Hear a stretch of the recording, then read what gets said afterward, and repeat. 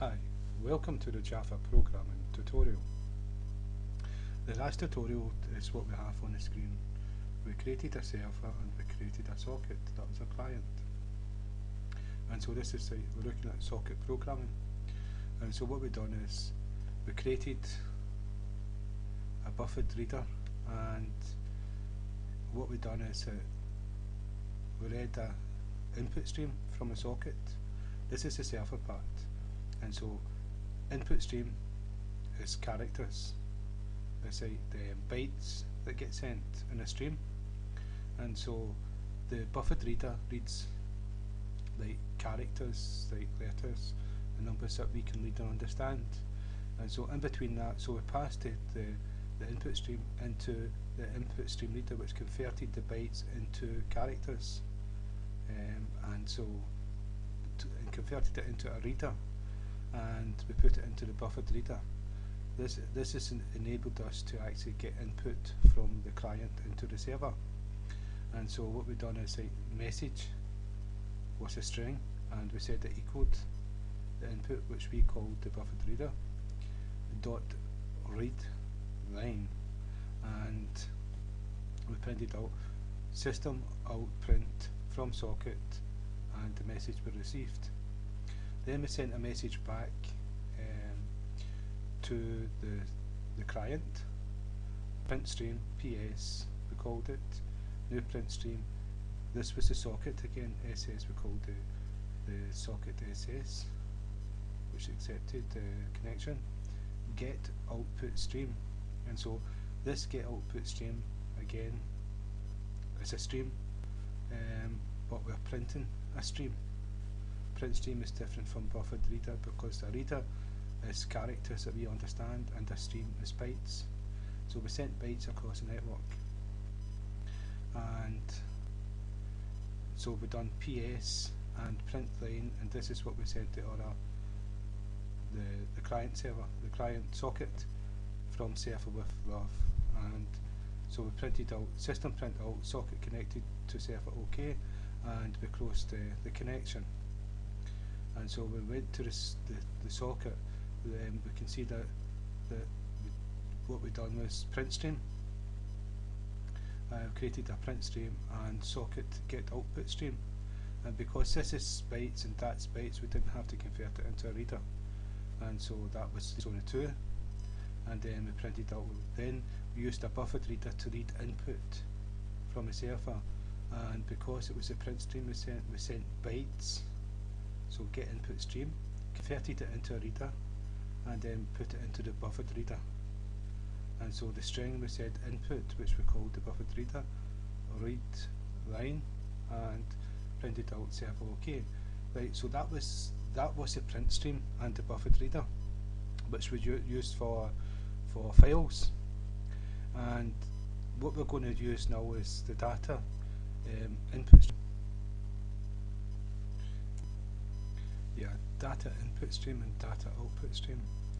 Instead of, it's a stream, but we've done data input stream and data output stream before, and what it does, instead of sending bytes, it sends primitive data types, and so you can send integers and receive integers, and so that's what we're going to show you, that stream. And so to do that, what we're going to do is data output stream for print stream, and if I change this to data out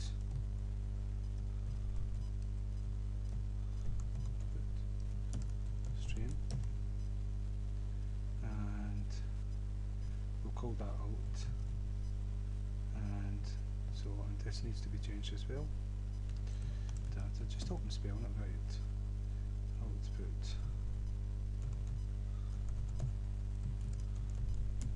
stream, and so we take this away. What we're going to pass here is the name of the socket dot get output stream. I think that was already there. So what we're doing is we're getting an output stream which is going to be bytes, and so we're passing it into the data output stream. whereas the data output stream, we're going to pass something to here which is going to be sent as data from the get output stream to the server, and so this has to be changed here. This is out, and what you'll find is if I do dot, because this is data output stream, there's different methods to call, and what we're going to call, we're going to light something, right? This here, it's not ASCII. Java, I don't know if you know that on a keyboard we've got the alphabet and numbers that we can type, and so we can do things on a computer. Now each one of these letters has a special code, and it's an ASCII code. Now I'm using a keyboard for the English language. It's not a French one, Dutch one, German one, or whatever. And so that's normally an ASCII one, but the world is a big place. It's bigger than the Western, the Western world, and so and once to outside the Western world, you've got bigger alphabets. You've got more characters. You've got I don't know the name of the different languages characters, but you've got their characters plus our characters to be cared for. And so Java is for everyone, all platforms, all countries, all networks, or whatever, right? And so it uses not the ASCII code, but the UTF, I think it's called. I'm not too sure what it's called, but it's like it covers every single character that will be used in the world, from Japanese, Chinese, etc., Arabic, and this is bigger than the ASCII code, and so that's what this is here, UTF. It allows you to do string characters, and if you were using a different language, you'd be able to do that as well. But you can see that we can send an int. We've done that to files.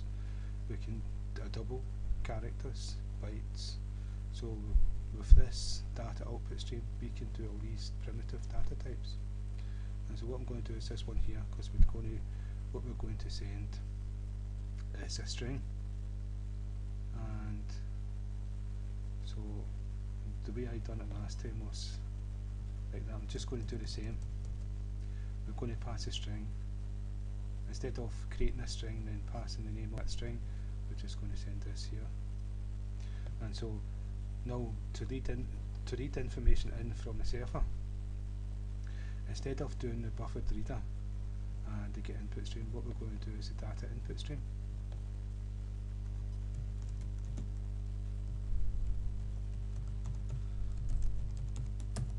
And we'll call it input. That's good enough. So we change this here. It's just the exact same thing as that. This is a type in a class, and we create a new object of it. Exact same thing again. And we don't need to do this part here, though we could put a buffered reader, a buffered input stream in here, but we're not going to do it. We're going to keep it simple. And so what I'm going to do is change this name to data input stream. This is sort of getting used to all your streams. Once you know your streams, that's your way with files and network and all the rest of it. And the programs are much better if you're able to network and doing things like that. You know, it's like if you can have a program of different people playing the same program over the internet, or it's like you're playing a game on your own computer, but you're sharing the score data with your friends, so that each one knows what one got, and you can be competitive that way. Something simple like that, or you can do your own chat network that would be private, because both you and your friend have decided to talk to each other, or a group of people, and it's not going over like this network designed for messages that stores copies and all the rest of it. It would be just between you and your friends. So it is quite good, and Java is straightforward with these things. It's so without talking too much, what I've done here is socket and get input, the exact same. So it's what we're using is a socket, and so socket's got all these methods inside it. So I do dot get input stream. So that's not changed. We've changed the stream we're using, and we didn't need the intermediate one, but we didn't need the buffered reader, so we've done the data input stream. But we could have had intermediate buffered input stream just to buffer it if we wanted to. This one here, normally that sign means that this I'm not too sure. It means that this is a method you can use, but it's no longer. It's sort of they've got something better, a different method to use or something like that. I'm not quite sure if that's straight line. It's telling you something like that. But what we are going to do, we're not going to use that one anyway. And so what we're going to do is input dot, and we're going to read UTF. Now what I'll show you is we could have done dot, and we could have read an integer, a byte, a double, a character. So we could have read all sorts of different data types with DataInputStream. So that's us changed this one here. We'll save the program and compile just to make sure that everything's okay. And we'll run. It's not. I'm getting mixed up with C++. Sorry, don't compile. Just run the program. Socket error. This is because it's not connected to the server. We've still got to change the server in the exact same way. And so I'm going to pause and just change it to save time. You'll see it's the exact same changes because this buffered reader is going to get changed to DataInputStream, and print stream is going to get changed to DataOutputStream. Okay, that's me changed them. So DataInputStream, and what we're doing is getInputStream, DataOutputStream, and we're getting the output stream to write. And so what I didn't do in the socket is I didn't change ln to write UTF. That's important, so go back there, and you can see, where did I do that? Right, I did change it, sorry I did. Okay, I did do that. And input stream for, yeah, I did do that. I don't know why I thought I'd never. Right, and so that's out.write this, and so if I save, make sure this one's saved as well.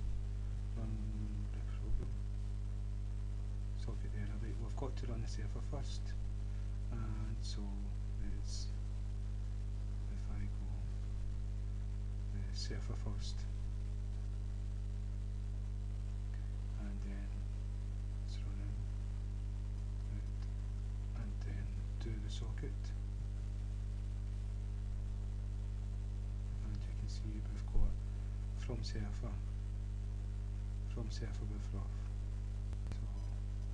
So that part's working. And what's meant to happen with the server? Server received this, and then it sent this back to the socket. Okay. So what happened with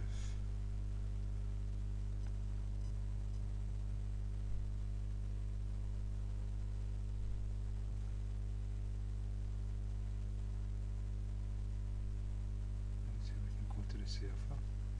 Yeah, that's the server one there. Different console. So that came from the socket, sent this from socket with rough, and socket connected to server OK. And if I change it to the socket, and that's what it received.